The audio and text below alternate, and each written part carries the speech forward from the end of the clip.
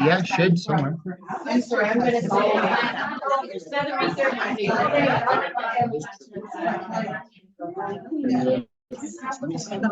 My Wonder Woman. Yeah, they are. Let me just make sure this is. My knee.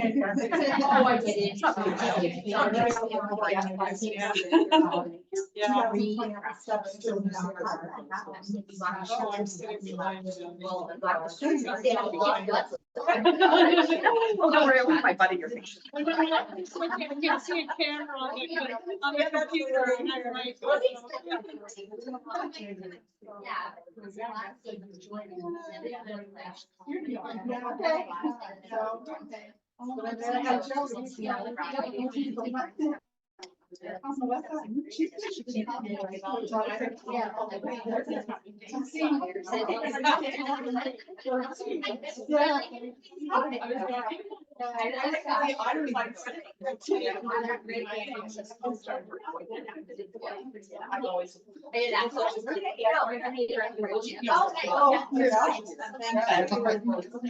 Hopefully there's not.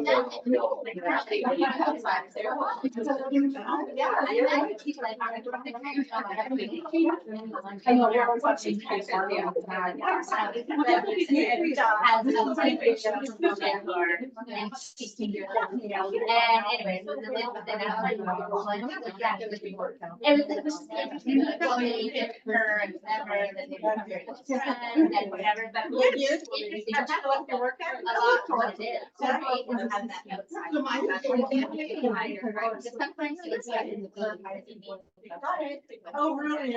Amazing. Yeah, for some reason. I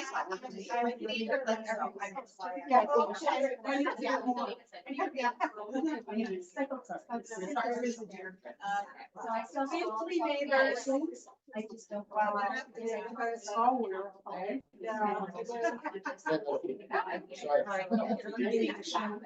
So when people finding their shoes like this, yeah.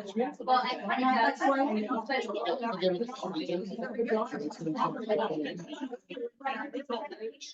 No. So, yeah. I was on there after finding out. So let's wait until we, get the door closed before I sit. And she said, she might be very. Thank you.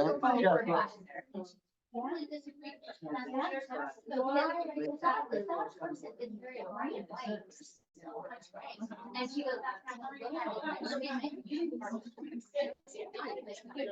yeah. So, but it was like, so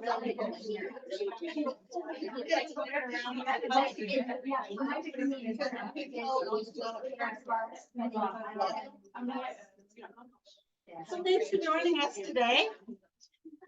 If you don't know, my name is Barb and I own the Glen studio right next door.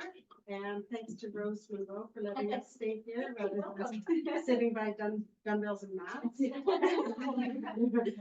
So today we have Julia, who has agreed to come here, and we live in a small community, but we have a valuable resource, many valuable resources, and Julia is one of them. Like it or not, we're middle-aged women. And Julie has put a lot of her career into talking about issues that surround us now. So thank you for doing this, and thank you for giving us your time. And looking forward to what you have to hear. We are taping it too, so if you want to hear it again, or if you want to send it to a friend, just let us know, and we'll send it to you. There's coffee And tea. And tea. Yeah. Oh. And tea. And Jody has made some amazing healthy. They're not that healthy. Actually.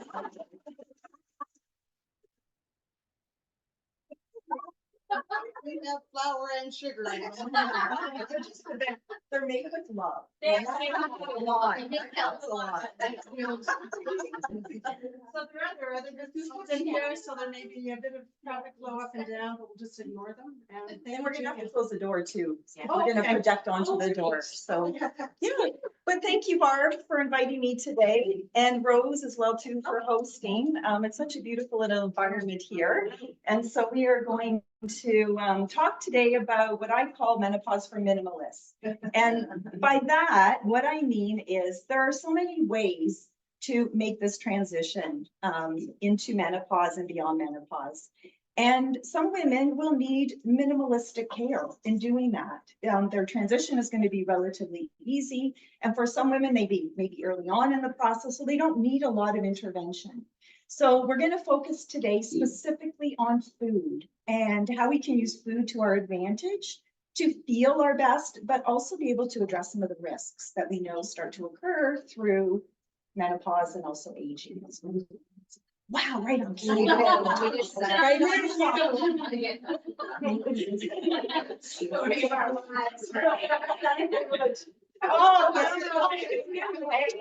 Rolls. Awesome. I might have you turn music off if you don't mind. Yeah, just because I think there's with all the outside. Yeah, Mother Nature. We've got really great sound effects happening. Turn the thunder on. Yes.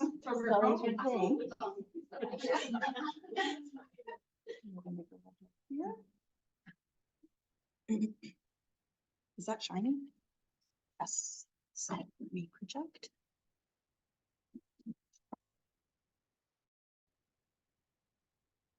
If the fan is too much, I just did. Okay, that's absolutely. Yeah, just in case we need to.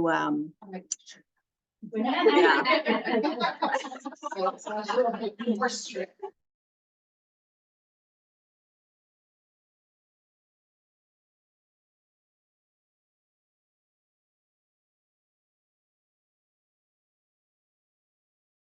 Okay, look at this, look how slick this is, hey, we even use the back of the door for this.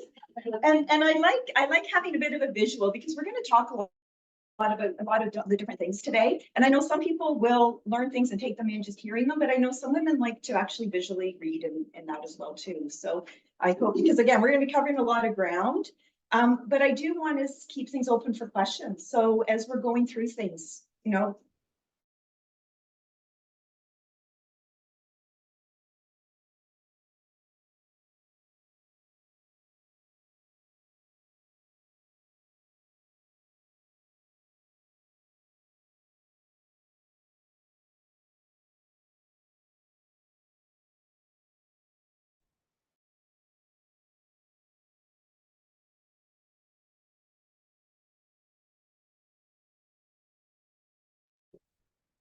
oh, there we go. Okay, recording. Sorry, say it again. I think it's like you can get your cursor onto the door. Yeah. And hit enter then, because it's got the screen. Yeah.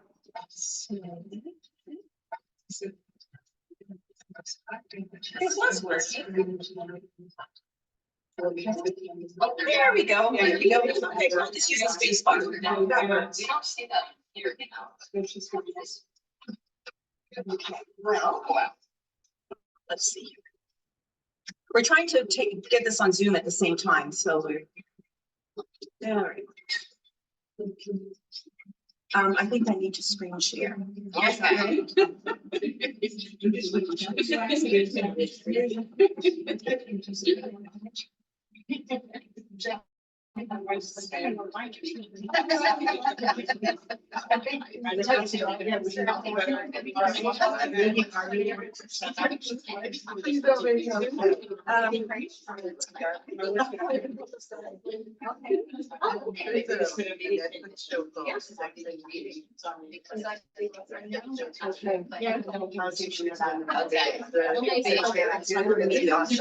You know what, the people watching here will just hear it.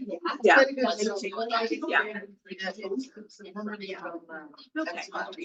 All right.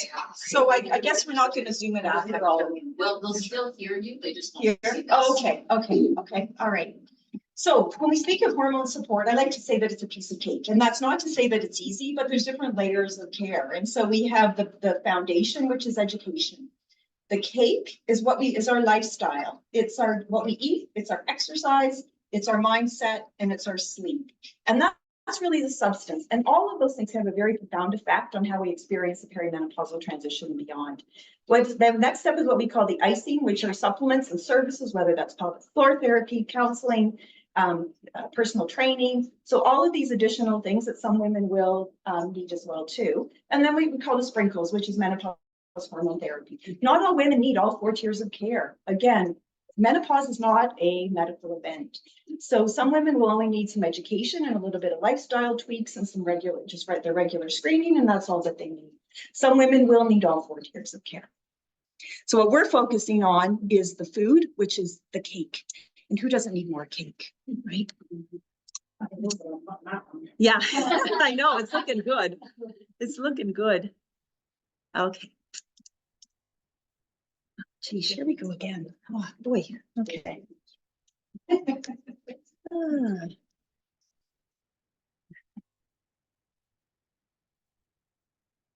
There we go. Okay, so ultimately, what are we looking for from nutrition? What are we expecting from our nutrition? We want a nutritional style. We want it all, right? We want a style of eating that's flexible, that's maintainable, that's sustainable, because we're in this for the long haul. We want to consider heart health, cholesterol levels, blood pressure. Those tend to increase postmenopausally, despite doing everything that we can and with best efforts. We want good, healthy bones. We want our diet to support cancer prevention. We want to maintain our cognitive function, our memory, and we want to prevent dementia. We want to prevent diabetes. We absolutely want to prevent weight gain and maybe helping with some weight loss as well too. We absolutely want to we want our foods to help us to maintain and build muscle. We want to eat in an anti-inflammatory way because that can have good benefits as far as general aches and pains, but also in preventing diabetes, but also dementia and Alzheimer's as well too. And we want a nutritional style that's going to help us with gut health. So we're going to just go through 9 key dietary components, what I perceive as kind of the most important 9 things to consider as we move into midlife. So the first of that is protein. So who's here heard about protein and the importance of protein in nutrition as we age? Yes. So aging, there is a decline in protein absorption in our gut. So in a way, we need a little more than we had before. There's a decline generally in the hormones that build muscle for us. Estrogen, progesterone, testosterone, melatonin, growth hormone, all of those help to build muscle. There's an increase in the hormones that break down muscle. So our cortisol, our stress hormones increase, and our insulin tends to increase. So building muscle in midlife, it requires precision, intentional fueling, and fitness to compensate for these age-related decline in muscle mass. And I know we're talking to the choir as far as fitness goes, so that's good news. So how much protein do we need? You probably, big question, you've heard a lot of numbers thrown around. The general consensus now from a research point of view for midlife women is we're looking between 1.1 gram per kilo body weight to 1.5 gram per kilo body weight. And a lot of that range there, the upper end of the range for women, again, that are more active, that are more actively weight training, the lower end of the range that are women that are maybe less actively weight training, but no woman in midlife should be really less than 1.1 gram per kilo body weight of protein. So what does that look like? So a good start, 3 meals a day, each having 25 to 30 grams of protein. And then additional protein can be added in snacks or say a protein shake after workout, or maybe even additional 4th meal, depending on activity level and metabolic rate. So what does that look like? 25 to 30 grams. So here's an example of a breakfast that would have about 30 grams of protein. So 1 egg has around 8 grams. You have a slice of Ezekiel sprouted grain toast, around 6 grams. And I chose Ezekiel because it is one of your higher fiber, higher protein bread options. Third, again, some Greek, low-fat Greek yogurt, 16 grams with some blueberries. So that's a really nice, substantial breakfast that provides adequate protein for most women. Yeah, I know it's a lot of, right? It's a lot of, well, there's other options too, right? But that's just so you can visualize kind of how it looks on the plate. Lunch, so yeah, a garden salad, half a cup of chickpeas, some crumbled feta on there, some hemp hearts. Hemp hearts are actually a really decent source of plant-based protein, and they're quick and easy. You can add them to anything just as you're on your way to the door. And then for dinner, we're looking at grilled salmon, deck of cards and a bit more, and some quinoa. Quinoa and soy foods are really the only plant-based proteins that are complete proteins, which means that they have all of those amino acids. So that's really kind of what we're looking at as a base minimum for most women in midlife. So in a way, very doable. Next question, what about intermittent fasting as women our age? Yeah, we're gonna get to that. Okay. Yeah, Okay. because that's a big question, and Okay. that's, yeah. We're gonna talk first about kind of the non-key components, and then we'll talk a little bit about the timing. Yeah. Okay, so as far as the summary of protein and perimenopause, just prioritizing protein, so keeping it at the ready. So hard-boiled eggs ready to go, cook your chicken in batches in the slow cooker with a little bit of maybe diced tomatoes or even a little bit of low sodium chicken broth. And so you've got lots of that ready to go. Low-fat cottage cheese, low-fat yogurt, those are easy, quick things to grab. Sorry, when you say low fat, so I've been hearing a lot of maybe you should not do low fat and do full fat because you feel more satiated and not go to reach. And the low fat contains more sugar. Yes. Well, it depends what we're talking about. So when we're talking about, say, yogurt, right? Yeah. So a plain yogurt Yeah. that is low fat won't have any more sugar than one that's high fat. Okay. Now, if you're talking about low fat granola bars, probably, right? Okay. Okay. And the difference with the fat. So yeah, so the thing with the fat is when we're looking at, can be a bit of an advanced discussion, but I'm going to kind of give an overview. I look at it kind of like a teeter-totter. Okay, so we have the base. The base is our protein level, which is at 1.1 to 1.5 gram per kilo body weight. And that's really regardless of what the carbs and the fats are doing. But when we look at what works in terms of metabolic efficiency and cardiovascular risk, having a moderate approach works, which is moderate carbohydrate, moderate protein, moderate fat. But what also works is low carbohydrate, high fat, with that protein still stable.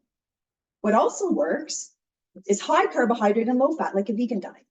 Like a truly vegan diet can work. A low carb, high fat diet can work. Or moderate diet cannot work. Right? So yes, if you're doing a low carb approach, then yes, perhaps some fuller fat foods. But again, something's got to give. The worst thing we can do is high carb and high fat. That doesn't work. Yeah. Okay. So yeah. So fiber is another one. So fiber is gut health, diabetes prevention, satiety, reduces LDL cholesterol. We know that LDL cholesterol, despite best efforts, tends to increase by 3 to 4% beyond menopause. So just because of the lack of estrogen. Reducing colon cancer risk. The Digestive Health Foundation, which is a very conservative estimation, recommends around 25 grams of fiber per day. Generally, we're looking at closer to 30 grams a day. The average Canadian around 10 grams. Is if you decide to go the HRT route, would that affect the LDL? Not reliably. It depends what form. So the oral form, the pill form of HRT can have some good effects on the lipid panel.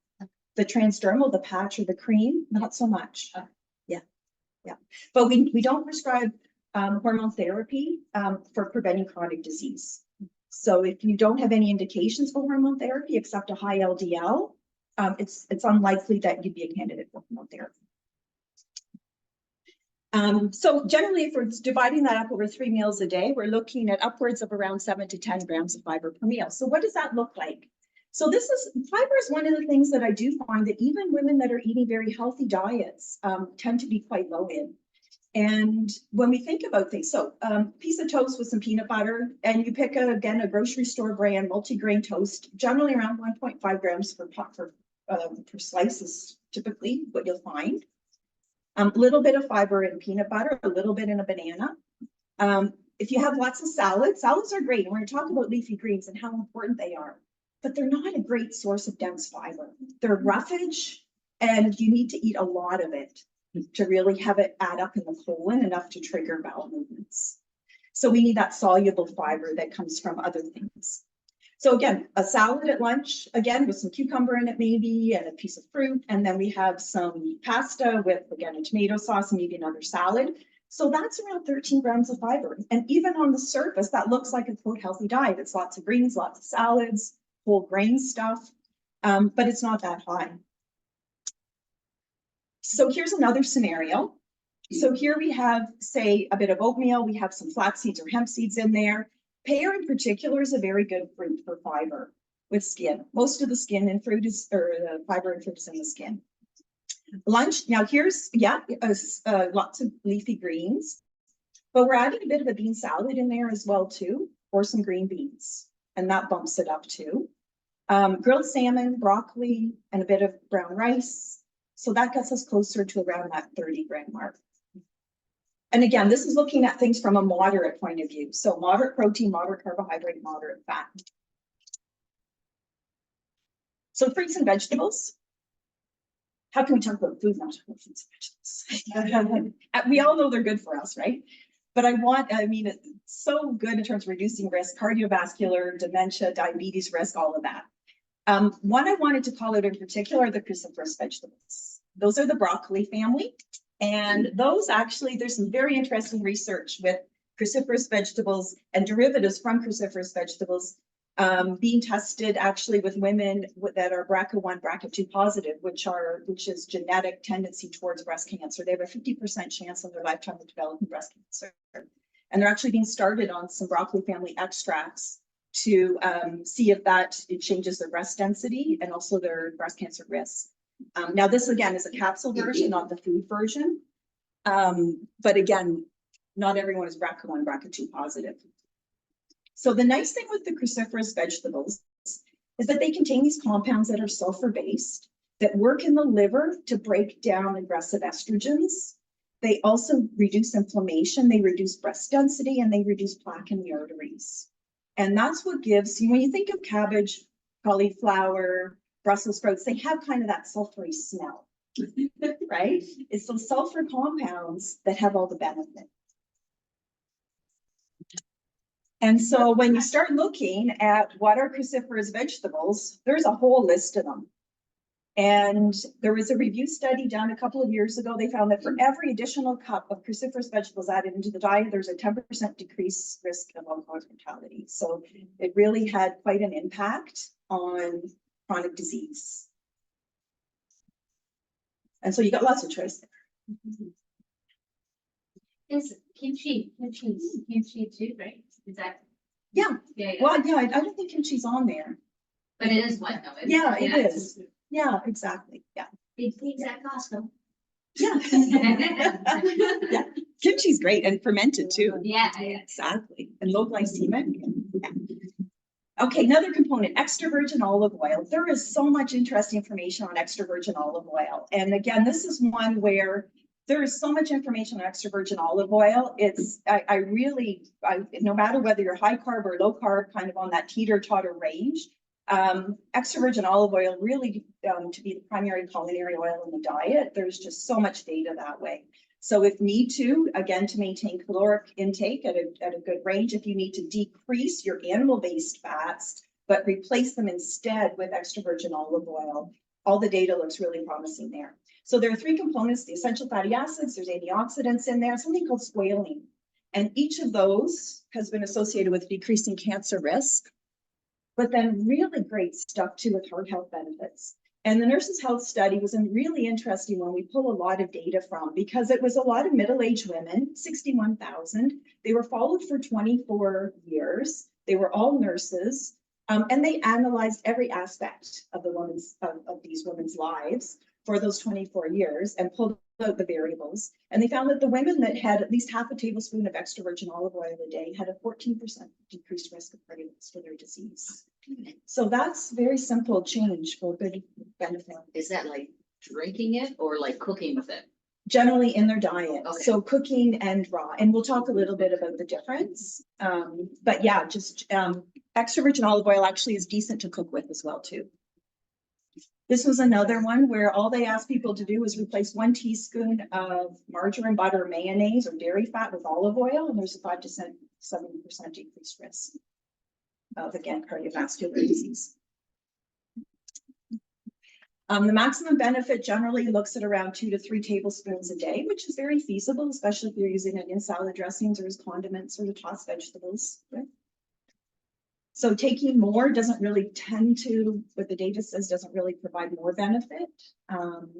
But 1 tablespoon a day, again, even it looked like half a tablespoon a day made a difference. So.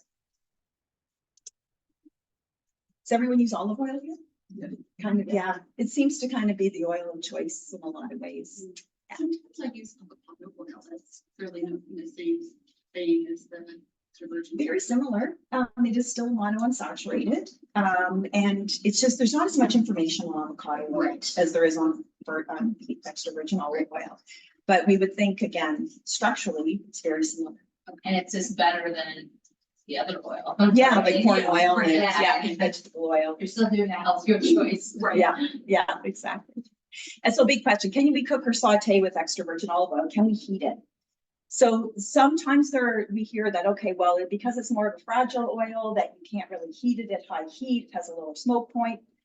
This was actually an interesting study. It looked at the level of what are called trans fats that were generated when each of these oils were heated to very high temperatures. So 240 degrees, which would be equivalent to being in the oven, obviously, or even like a high temperature saute.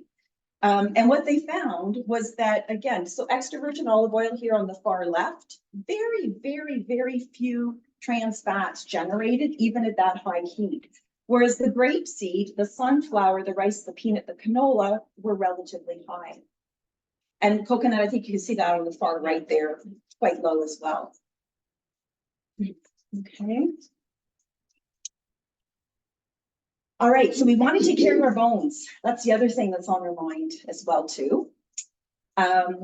So when we look at bones, sometimes we forget that protein is such an important component too for building healthy bones. So it's kilograms of body weight, not pounds. That's right.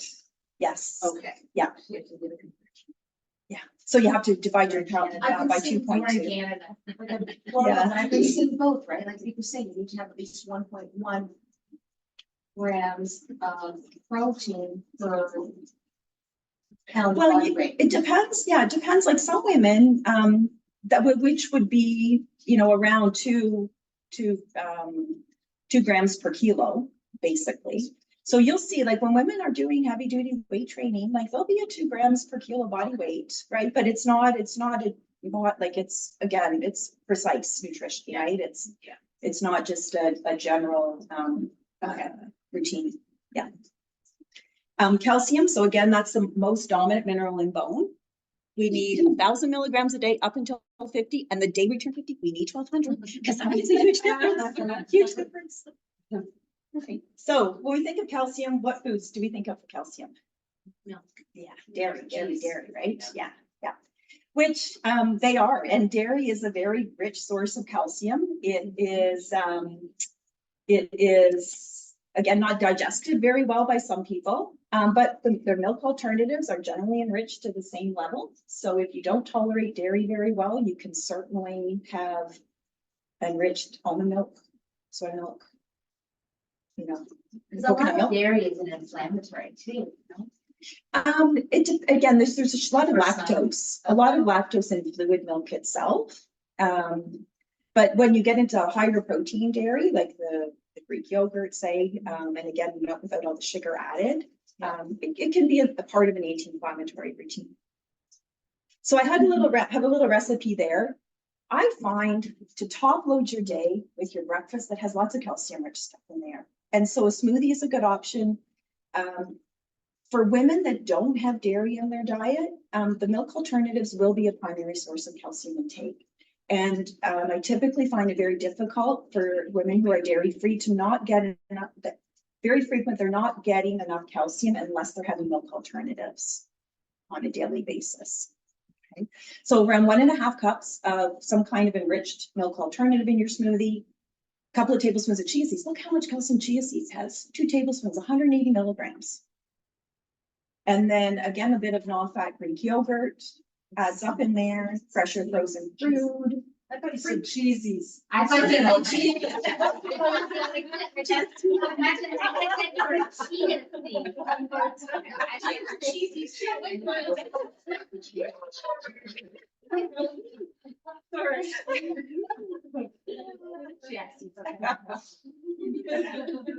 Probably any seeds, right? You know, if you do like. Yeah, well, hemp seeds, 2 Hemp tablespoons, seeds, yeah. 74, and then flax seeds, 2 tablespoons, around 40 milligrams. But chia is the runaway prize. Sesame seeds too. Yeah. And then a little bit of almond butter in there. And that's like a smoothie that's a meal, right? What's the powder? What does that say? Protein powder, Oh, 20 protein powder. grams of some kind of protein And powder. what's the next one? Tablespoon of almond butter. Oh, almond. Yeah. Yeah. They have that seed butter too. Would that be different? Almond. Depends what it's made out of. But you can always check, like on anything comes in a package, look at the level of calcium, because calcium is always one of the priority nutrients is listed in there. Yeah. So that one, I mean, that's 900 of your 1,000 or 1,200 a day, just with a smoothie alone. And if you don't like smoothies, then do some kind of combination there where it's a bowl, right? So it's a bit of yogurt or maybe an overnight oats or something that has some of those things in there. And what does it say at the bottom? Fresh or frozen leafy greens. So Like fresh, spinach? or you something sure like that? could, yeah.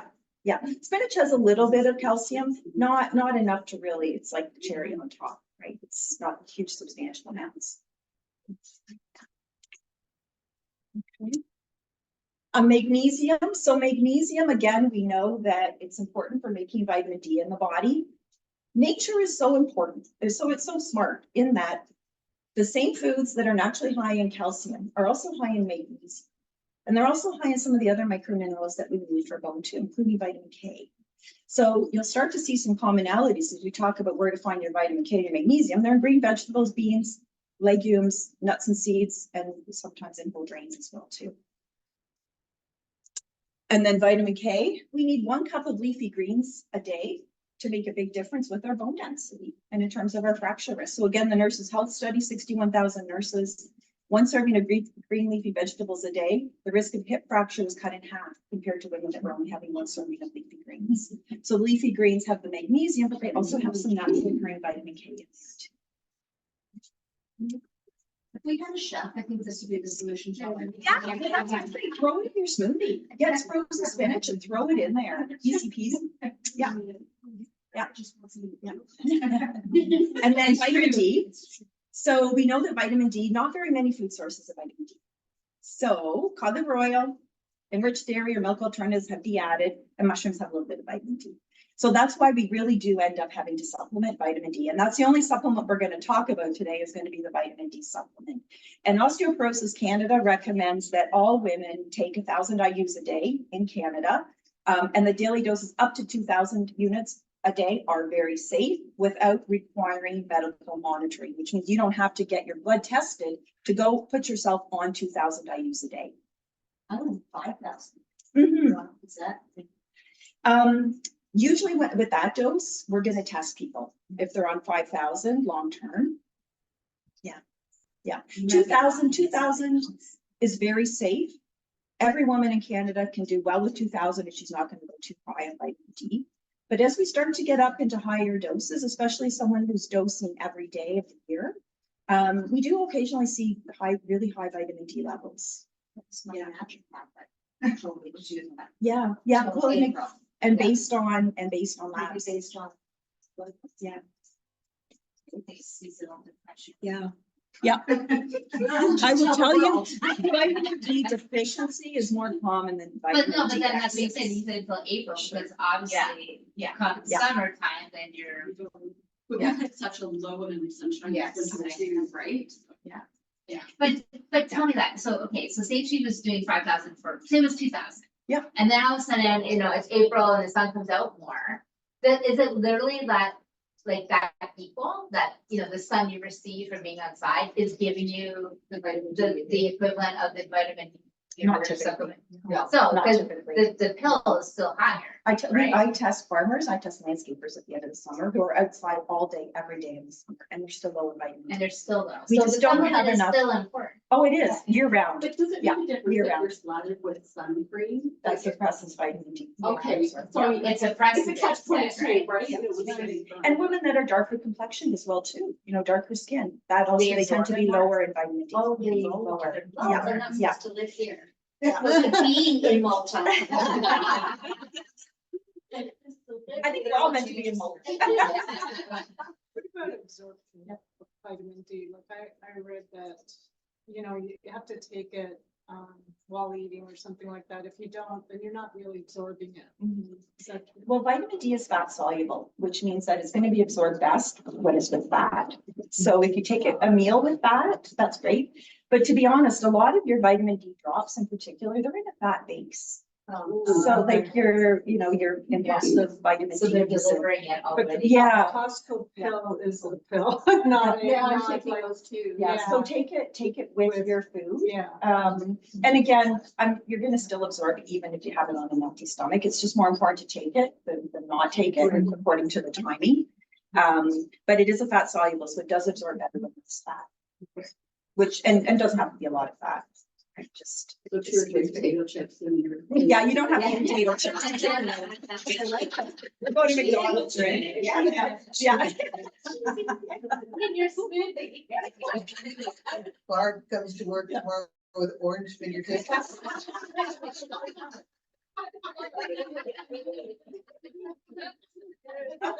She told me I could.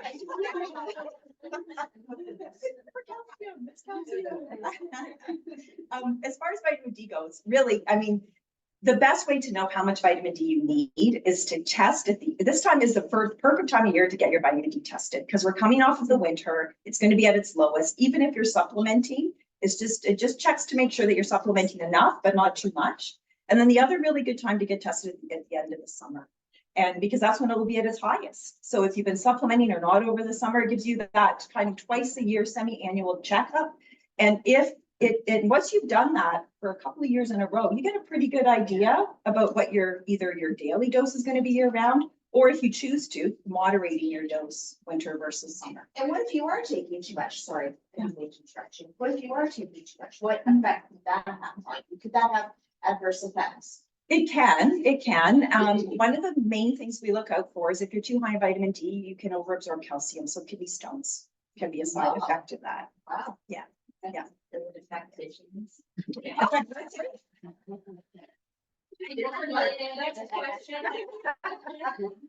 So just conversely, what are some of the signs that you are low? low? Yeah. Yeah. So, well, again, like just living in Canada, we can pretty well guarantee if you're not supplementing that you're going to be pretty low. But some of the symptoms we look out for, symptoms that get worse in the winter, particularly dry skin, itchy skin, eczema, hand eczema, psoriasis, all layers in the winter, that get better in the summer. You know, so some people think, well, it's the stress in winter and I feel better in the summer, but sometimes it's the vitamin D level.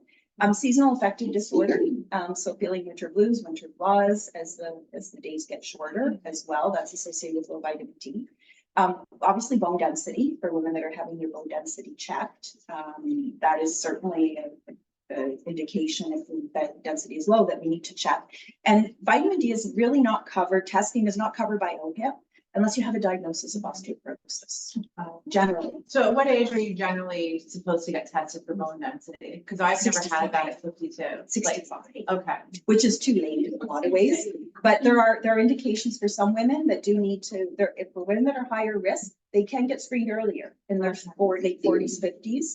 And those risks include being on steroids for any amount of time to manage medical conditions. Autoimmune disease, whether thyroid, rheumatoid arthritis, or lupus, for women at a higher risk of bone loss. Again, nutritional deficiencies or malabsorption issues, celiac disease, chronic IBS, chronic diarrhea, all those things that inhibit absorption. So being under 132 pounds is a risk factor for bone loss. So again, the amount of weight women are carrying on their frame. I mean, that's can affect bone density too. But So it's, sorry. A prime example is myself. Yeah. I was missed with high risk osteoporosis. So 2020, I fell off in the backyard. So we just thought she fell, smashed tibia.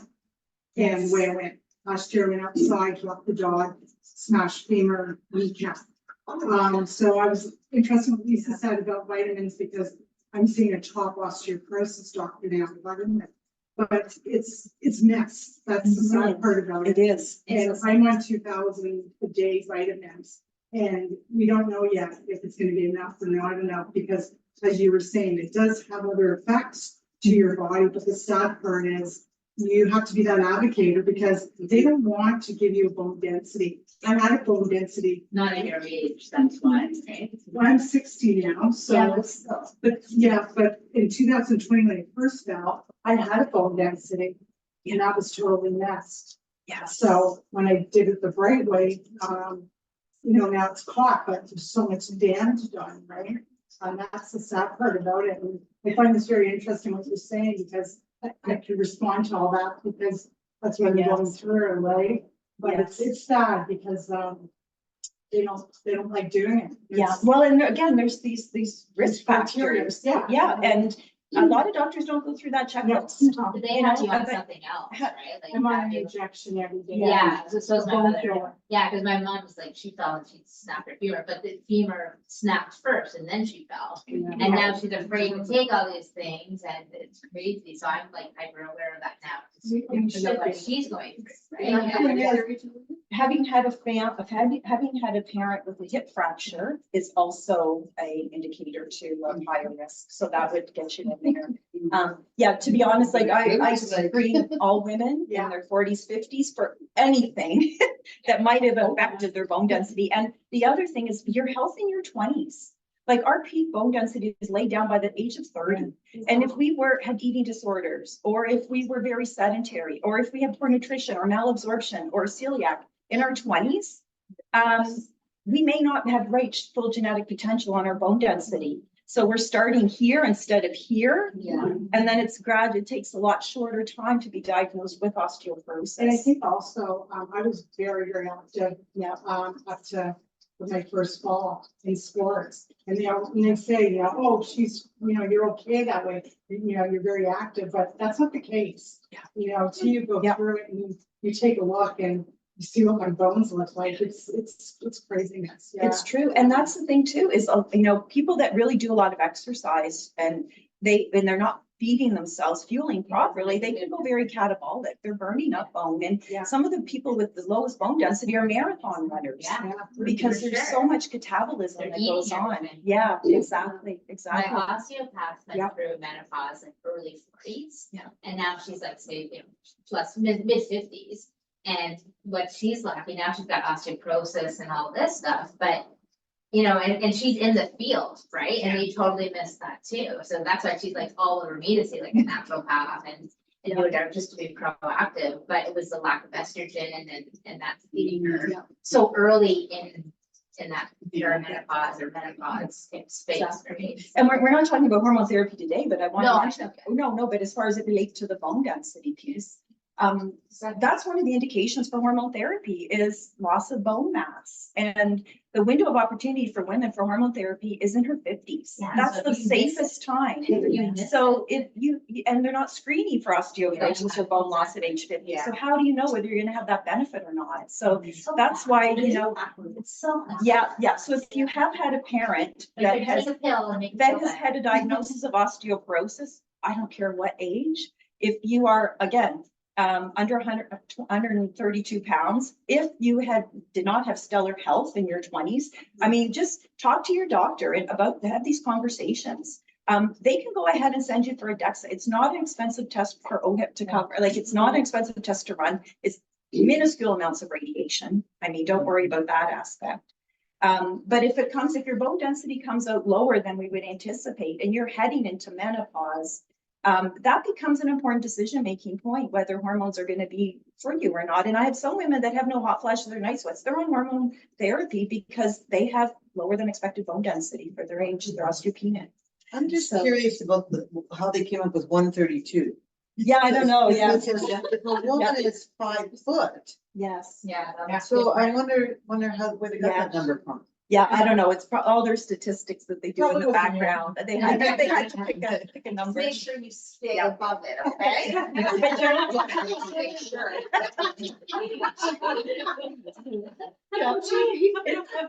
It's usually by BMI, right? So BMI generally below 20 is gonna be higher risk for bone loss. Yeah, yeah. But yeah, it's funny. They do mention specifically 132. Yeah, yeah. Yeah. Because my parents were both had osteoporosis, Mhm. like I chose to get my bone, I was just curious, right? And because I work out a lot, you know, what are my numbers? So I went to Healthspan, and I had the test done there and I went through OSAP, just get some real numbers. And I was surprised mine wasn't higher. Really, eh? Yeah, really surprised. So it's a great investment. But are you surprised knowing that your parents have both gone through it and? Yeah, no, but my parents were, I get what they she's- were working out. I get what she's saying too, because I know my mom has osteoporosis, Yeah. my grandmother, and I'm like, well, I'm okay, I work out, Yeah, and I was Right? surprised. but Yeah. maybe not. And you're in this wonderful opportunity too, where you're young enough and able enough to do the exercise. Like you don't want to be diagnosed with osteoporosis at a point in time in life where you're too frail to take Yeah. on that treatment modality, right? So, yeah, yeah. We could do a whole talk on bone. Maybe Yeah. we should do that sometime for sure. This, So, this can yeah. go on weekly. yeah. Everything. But I highly Sleeping. recommend, advocate, talk to your physicians about bone density, your family history, your personal health history. Sometimes they'll look at someone who looks really fit and again, assume that, okay, there's no issues here because they work out and that's not necessarily the case. So, yes. Yeah, and particularly again with heading into perimenopause and into menopause, because that's really generally we lose it's estimated about 5 to 8% of our bone density through perimenopause, which can last about 10 years. So that's a considerable loss of bone mass if you're starting out not ideally. Yeah. Okay, so number 6, sugar. So we probably have all heard about sugar, the role of sugar as we age and how our hormonal environment in the body does not do as well with sugar as it used to. We know that as we lose estrogen, we become more insulin resistant, which means then that the quality and the quantity of the carbohydrates in the diet really are paramount. They're up there with protein. And so again, how much carbohydrate is going to depend on an individual in terms of their level of insulin resistance. But for every woman in perimenopause, a low sugar intake generally leads to better outcomes. So, So quick question. Yeah. Fruit has sugar. yes, Like frozen fruit, when it's in a smoothie, is higher sugar? that's not really the sugars particularly we're concerned about, right? So when we talk of exactly. We're talking about what we call free sugars. And that's what appears on the sugar line on the label. But it's also honey and maple syrup and it includes fruit juices and things like that. Yeah, yeah. So how much sugar is too much? Well, what is a low sugar diet? I think, we think maybe we have a low sugar diet.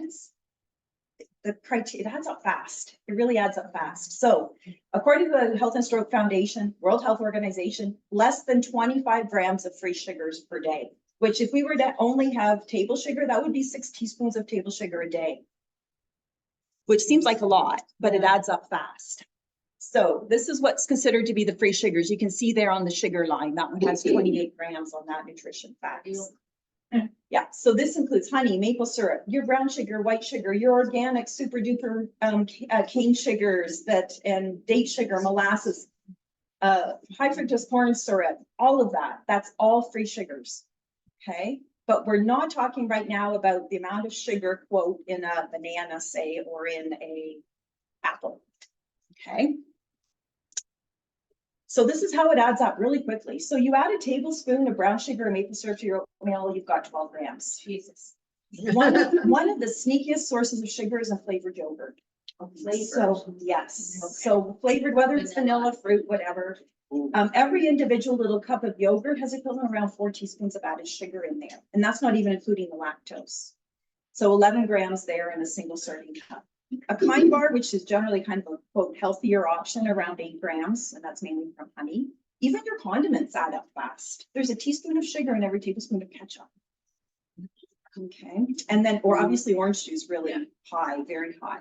So just those particular things with everything else being just vegetables, fruit and meat and whole foods, that already is double the intake of sugar than recommended. Did you say 25 there? 25 So total. as long as you try and stay below that. Yes. So don't drink orange juice? Like, No. just don't drink orange juice. In an ideal world, eat the orange rather than the orange Eat the juice. orange. You just use it as a splash in the. Yeah. in the splash. So do I. Yeah. But you don't need to hear like, so it's. So don't put orange juice in your smoothies, just squeeze the orange into your smoothie. I would just put the whole orange in. But put the Peel whole- the orange and put the whole orange, in. Keep the fiber in there. Yeah. Or better yet, Wow. use the milk alternative as your fluid because then you got the calcium in there too. Yeah, Wow. and add half an orange or something in there. For You know, flavor or for. Barb, can I share our story? So Sure. Barb and I. Yeah. So we challenged each other in the month of January. We didn't do the wine or anything. And I took sugar out of my diet for just the month of January. Just because I wanted to see, because every year I do the dry January and that doesn't take off a single pound. But but this year I went real hardcore with sugar and I lost 7 pounds Wow. in 1 month. So like even like fruits or things like that have sugar in them, like when you cut No, out sugar within. No, no, not my coffee, no kind bars. No refined sugar. No Right. refined sugar. And it was interesting, hey, like, Yeah. and now I've hit February and I went back to sugar. And that's okay, because I don't really need to lose any more weight. But yeah, I was really shocked. Like, weren't we surprised? Yeah. Like, you know, like fish and no carbs. Yeah, and it was, and I've never really realized, and I'm 62, but I think the sugar's poison. It adds up. It adds Yeah. up quicker than. we Yeah, think. that's what I kind of Yeah. figured out. Accountability helps too. Yeah. Yeah. And logging foods helps. Yeah. Everyone like, oh, I 100%. log foods, you know, but it really makes a difference. Download My Fitness Pal, log your foods for 2 weeks. Yeah. It'll tell you how much sugars and how much protein. That's and what I fiber. use. Yeah. Fitness Pal was my tool, Yeah. and Barb, we kind of finished, yeah. Anyways, Yeah, that's good. Yeah, awesome. So, the saturated fat. So we'll touch a bit on saturated fat here because there's something really interesting about saturated fat in that there have been multiple studies where what they've done is they've kept the fat levels consistent in the diet. However, they've traded out animal-based fats for plant-based oils. And they reduced cardiovascular by about 30%, similar to what was achieved with statin medication. So if cholesterol is an issue, particularly that LDL cholesterol is an issue, and you've been told you need to lower it, or it's not great, or it's borderline, really reducing saturated fat in the diet and replacing it with, say, extra virgin olive oil. So again, you're still having the same number of fat calories, perhaps, but it's from a different source. Can make a really big difference as far as heart health goes. And so Canadian Heart Society again too recommends no more than around 22 grams of saturated fat. So the main source of saturated fat are going to come from processed meats, you know, ham, deli meats, all of that, hamburgers, full fat dairy foods, fatty cuts of meat, butter, and then processed foods, obviously baked goods, because they're used plant-based saturated fat. So that's palm oil, butter, or full fat dairy in a lot of baked goods.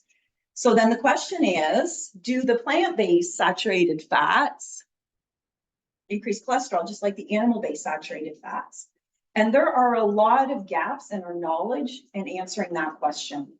So things like a palm oil and coconut oil, any kind of plant-based oil that's a solid at room temperature has saturated fat, as does butter and animal fats.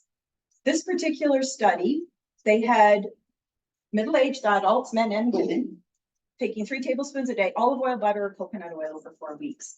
Butter did increase that LDL, bad cholesterol. Coconut oil had effects comparable to olive oil. So that was a kind of a study that indicated that, well, maybe coconut oil isn't so bad, even though it is a saturated fat. But I'll tell you, when I'm working with clients where cholesterol is an issue, I'll take them off of coconut oil for the most part as well. I mean, use it to flavor, use it as a culinary oil, but not to the expense of extra virgin olive oil for about 6 months, and we'll see. And then they can add coconut oil back in, and we see whether it makes a difference at all in their LDL. Because often, again, when I start working with women with cholesterol, it's usually at a point of they've been put kind of cornered and saying, okay, you know, fix this in 6 months or you're going to go on medications. So we have to kind of take some drastic measures. And there's so many nuances and gaps in our information on whether coconut oil increases or decreases the LDL cholesterol, that I don't think we can replace olive oil with coconut oil. Okay, so other sources of saturated fat. The reason I just printed out this chart is because it just shows the difference between highly processed meats and less processed meats. So a cooked chicken breast has around just under 1 gram of saturated fat. Chicken tenders that are breaded have about 3 times that. So that the chicken tenders, like chicken fingers, are going to have as much saturated fat as ground beef. Okay.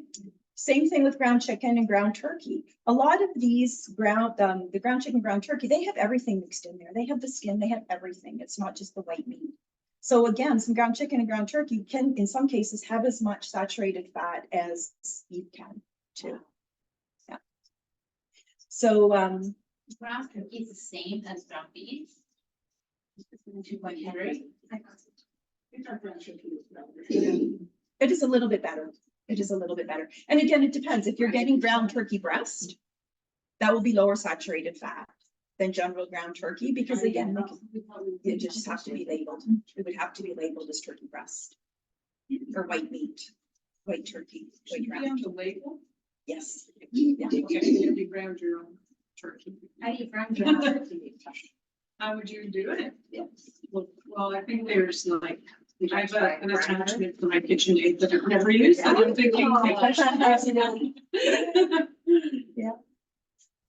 Yeah. So, yeah. And then again, you see, again, coconut oil, palm oil, they do have some saturated fat in there as well too. Okay.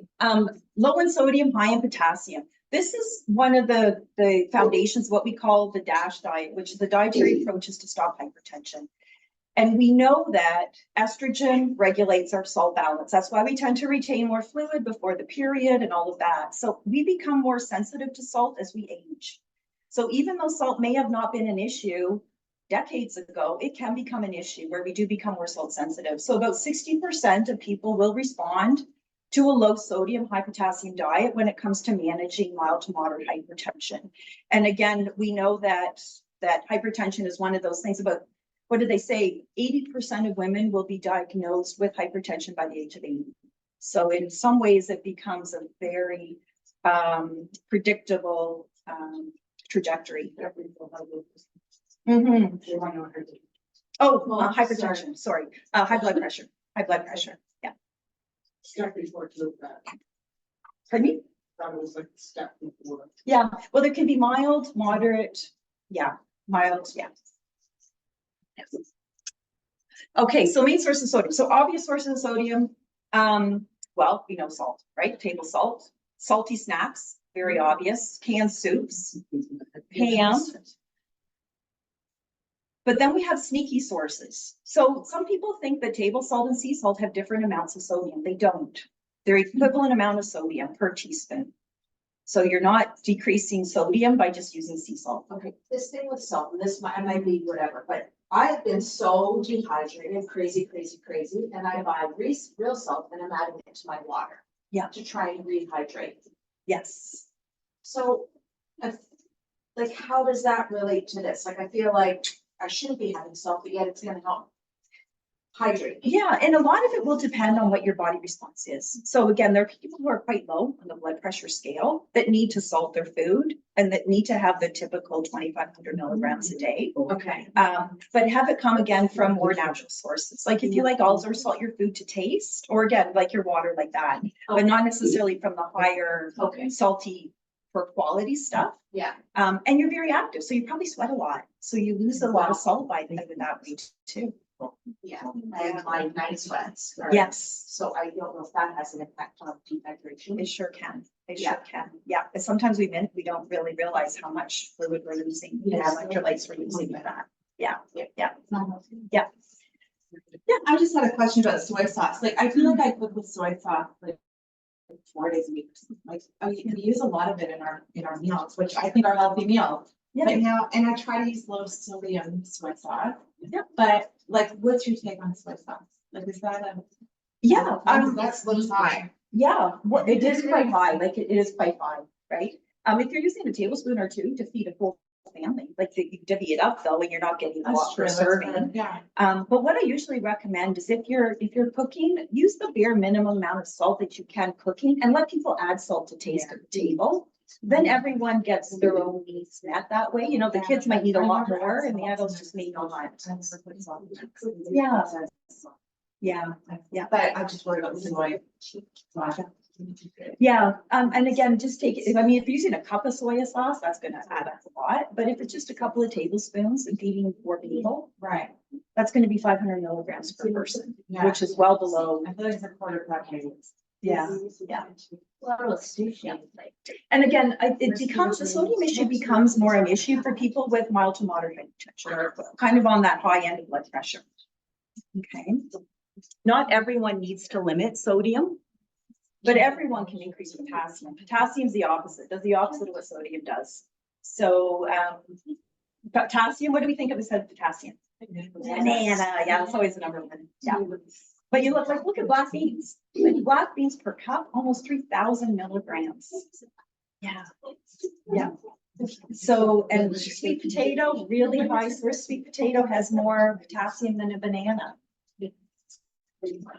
Spinach, lots, broccoli more than You know, cured banana too. potatoes that people like, you know, carrots and them or whatever, but like, they're still healthy for you, you know. Well, they're In a whole food. moderation, in moderation. They're a whole right? food. Yeah. And again, you know, it's just a matter of whether you digest them well and whether it fits in the context of what everything else that you're doing. Yeah. Yeah, there could be worse carbs to eat than a potato in most cases. All right, alcohol. Oh, we don't Talk have alcohol. This is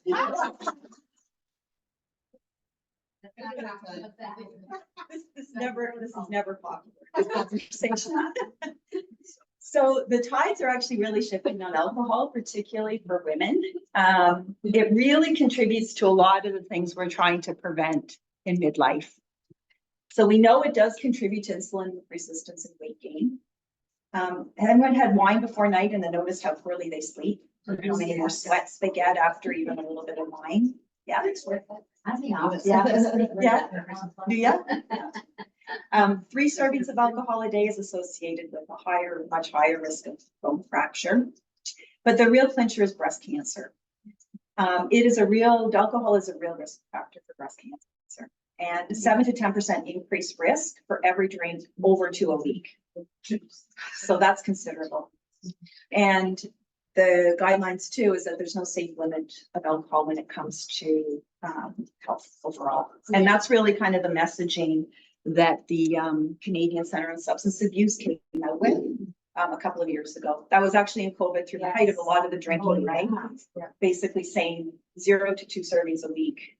Anything more than that. That was a big Into a study, pandemic. right? Because the last time they had done it was like 25 years, and that's when they said a glass of red wine at dinner was good and like good for your heart and all that stuff. Exactly. Yeah. Yeah, and that's, they rescinded that actually. And they found that when alcohol had a neutral effect on cardiovascular function, when there was about 1 serving a day, but beyond that it had a detrimental effect. So there was no beneficial effect to cardiovascular function with alcohol.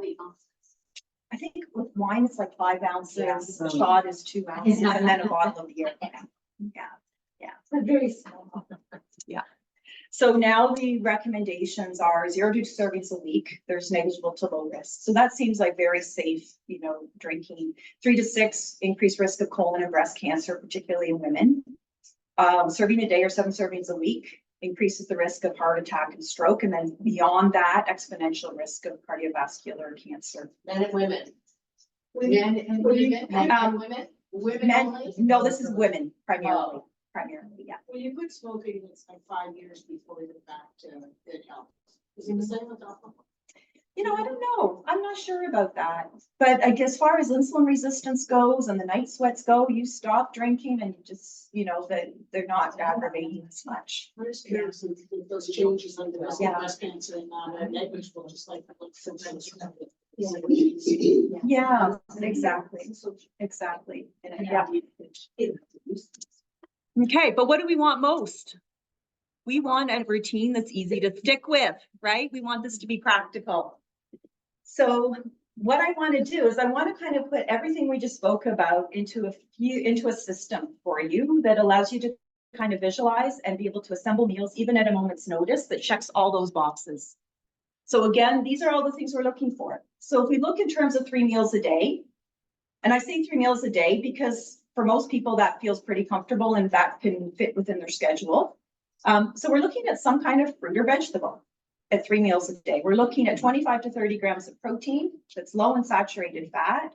However, we're adding additional fat in the form of extra virgin olive oil, and we're having fiber from certain sources. So for some people, maybe it's going to be grains. For some people, it might be flax seeds, chia seeds, hemp seeds. It might be their fruits, their vegetables.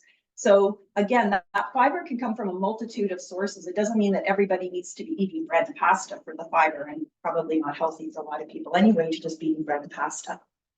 Per day, again, we're looking at, this is a lower sodium intake, less than 1,500 milligrams a day. less than 25 grams of added sugars, 25 grams of saturated fat. And these are just numbers that so that you can look at the nutrition facts and know how that sits in the grand scheme of things. And then the calcium content, and then alcohol. Less is better. So this is what that would look like in terms of on a plate. This is how you would assemble kind of a moderate Mediterranean approach. This represents around 500 calories. So 3 meals a day, 500 calories, that's 1,500 calories a day, which again, for a lot of women feels kind of comfortable. A lot of women will need above and beyond that for sure. But at least it's a starting point to help you kind of visualize and understand how your body feels with this combination of macros. So you'd be looking at your protein option number 1. So you mix and match. You choose 2 protein options to put in your breakfast bowl. 2 eggs is not enough protein for a lot of midlife women. We need to add egg whites to it, or we need to add a little bit of non-fat cheese to it. So if you want to do an omelet and then you add a fat option, one fat there from number 2, put it with some kind of fruit or vegetable, include something that's high fiber. It might be oats or it might be quinoa, or again, maybe it's a slice of, again, say an Ezekiel toast. Or if you don't like grains or you don't want that, then you add chia seeds or flax seeds in there. So it's just kind of a mix and match. 2 protein options, 1 fat option, 1 fruit or veggie, and 1 high fiber. So using that kind of recipe or that system, you can create a really well-balanced overnight oats. You can create some kind of egg-based breakfast. You can have a yogurt bowl or a yogurt parfait, and it's going to check all the boxes we just spoke about. I'm sorry. I have to go. Okay. Oh, sorry. Sorry, but it was nice meeting you all. You're going to be in the spotlight there for a second. Bye, guys. Thank you. What, you said brown rice. Yeah. We were discussing that Arlene was saying brown rice is not good. Yeah, it depends on the context, right? It depends on the context. It's better than white rice in terms of fiber. If you're having half a cup cooked in that context of a moderate Mediterranean approach, Yeah. that can work really well. Okay. However, if you're in a lower carb and a higher fat approach, then yeah, there won't be a place for brown rice in there. Okay. What I usually suggest women do is they start with a moderate Mediterranean approach. Start with a moderate 3 meals a day. Try to cut out on unintentional kind of snacking and, you know, bites and tastes and things, you know, 3 solid meals that you have, that you've got protein, carbs, and you've got some kind of fiber in there and good quality oil or fat. And then see how that feels. Okay. And then if you're not getting results that you like, then yeah, there might be some amount of insulin resistance. So you might downgrade the carbohydrate a little bit, but add a little bit of additional fat in there too. But you're going to keep the protein stable. The protein is like a non-negotiable. Yeah. The protein is the same no matter what. Okay. Now, I don't know why this isn't advancing. The slideshow. Yeah, maybe, hey?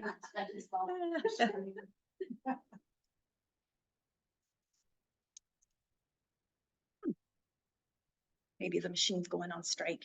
How are you doing for time? I don't even see where they just. Is it? Okay, all right.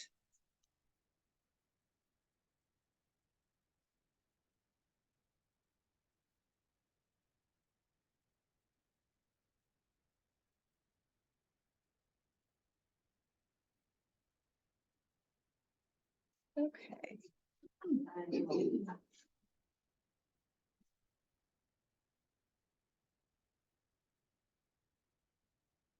Talk to you before we went to long beach today. We would have got that turkey. And so.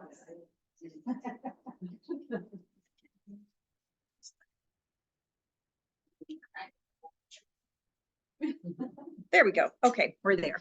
All right. So we talked a little bit about a smoothie. You can load up your smoothie with lots of calcium-rich foods. And again, if you're following the portions as they're recommended there, you're going to be around 500 calories, which is going to be a smoothie meal. Like you're looking at this thinking, gosh, that's a lot in a smoothie.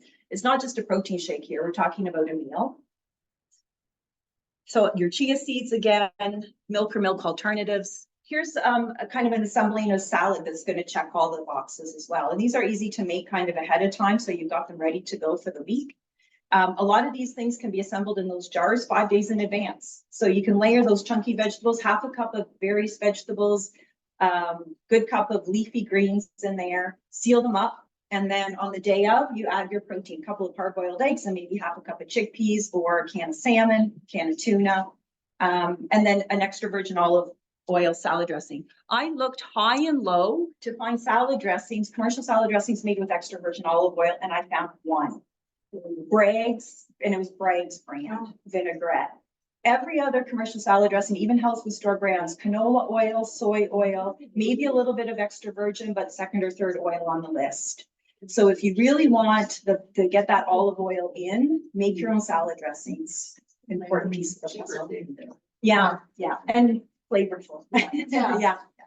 And then same thing with the stir fry. So again, you're adding your oil, you're adding your protein option, lots of veggies and stuff there too. Okay, so here we're going to talk about the intermittent fasting. So intermittent fasting, intention limiting food intake to specific days or times of day. So you've probably heard of intermittent fasting. The most popular is 8 hours fed, 16 hours fasting. So someone, their first meal of the day, for example, might be at noon, and then their last meal of the day, they stop eating at 8 p.m. and then they don't eat anything else caloric until noon the next day.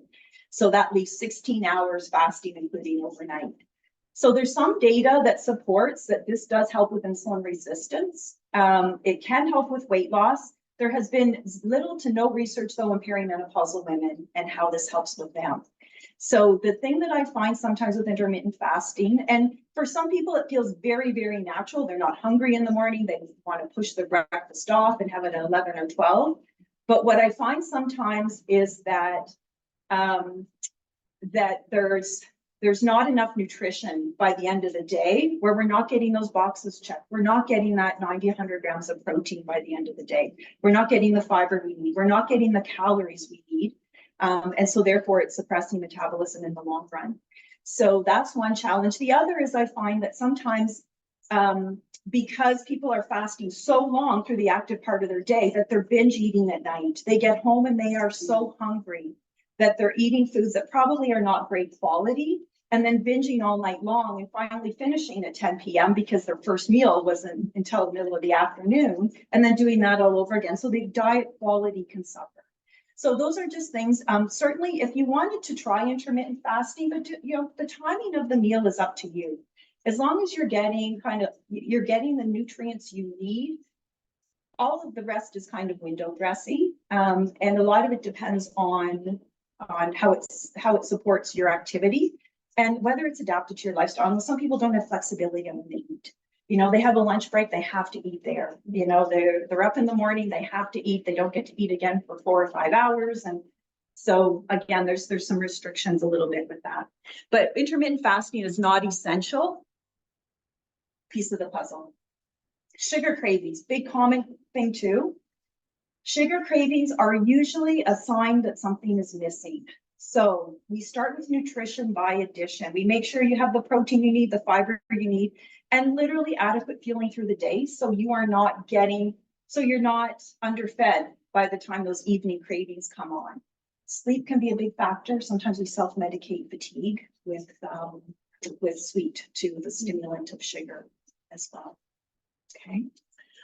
And then, and then this is where we talk about, so insulin resistance, or if you're having problems losing weight. So if you're eating kind of moderate, kind of Mediterranean style, but you're still not feeling well and you're not losing weight, then it could be that you are somewhat insulin resistant. If you're diabetic, pre-diabetic, or if you have high fasting insulin levels, you are insulin resistant. We know that. And so then in that case, toggling down a bit on starch and up on healthy fats, but again, that protein is a non-negotiable. So if you need to start somewhere, start with getting that protein in, and then you can kind of play with the fats and the carbohydrates on either end of that. So. Does that make sense? Yeah, okay. And like I said, a vegan approach, there's a lot of data on a vegan approach that works too. Like that's high carbohydrate, but a lower fat vegan approach. That's done wonders as far as cardiovascular disease prevention and reversal goes, but it's not for every woman either. Anyway, we've covered a lot of ground. Are there any other questions at all? I don't want to overstay my welcome. I think there's a few people that have to go, so, well, I'll just, if we have more questions, that'd be great. I really want to thank you, like, honestly. Yeah, It was well, you're very welcome. fantastic. Very welcome. Really good. Yes. And I know I think that I need my butt kicked in a few areas and things like that. If you have to go, that's okay. I'm running about 10 minutes. One thing that you have your own protein powder. Oh, okay. Yes. too. Yes. So, Okay. but she does, she's not talking much about herself, but she has a great protein powder too. If you're looking for protein. Well, I don't want to conflict of interest talk about that, but. No, yeah, but anyway, Yeah. as you know, Healthspan does a lot. Yeah. So she- I used to put protein powder with oatmeal in my smoothie, because I love the benefits of oats. Oats have a particular type of fiber, Right. called beta glucans. And it just was so chunky and yucky that I finally said, why isn't there a protein powder with oat fiber in there already? So you can make a really smooth, creamy shake. So I made one and it's called Audacious. And so it has 20 grams of protein, it has oat fiber, and it has whole grain oatmeal powder, and a little bit of stevia to sweeten. So it's a low sugar protein option. It's really delicious. Oh, you got it? Oh, good. Oh, good. Yeah. Oh, it's really good. Oh, good. Okay, Yeah. great, great. Yeah, so it comes in chocolate, hazelnut, or a vanilla. So, yeah. So, and also too, there's a $10 fee for this, and it's, kindness of Julie and Rose who gave us the space. It's going to be the shelter, so thanks for that. Thank you for your Thank time. I you. really appreciate it. Thank you. Yeah. Yes. So not rushing people, but, just if you do have those. Yeah, I don't know. We're shaking. I think Barb's taking it. Yeah. So, for two of us. okay, yeah. So Well, we'll and send- thank you, Barb, and thank you, Rose. Oh, yeah. You know, I just, I want to do my part. I know there's a lot of women that are out there that are like so confused and, you know, want more information. So I want to do my part, what I can, at least to help our local women. So business cards here. Yeah, I have business cards here. And then I'm on the. Yeah. Yeah. IBS. Mhm. So Thank you. with Oh, all you're the welcome. Thank you. broccoli and cabbage and Okay. I just don't think I can digest it. No. No. Yeah, so you say it comes in a pill format, cruciferous, Mhm. so maybe that would be. Yeah. what you're wanting. Oh, no, really? It comes in a It's pill. called DIM, DIM, Okay. or the diamidol methylene.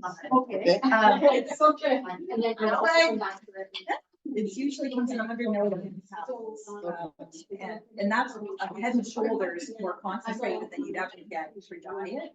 Okay. Not every woman needs DIM, but for women that do have a breast cancer risk and for women that do have high breast density, DIM can be helpful. Yeah. Sorry, Julie, what was the name of that again?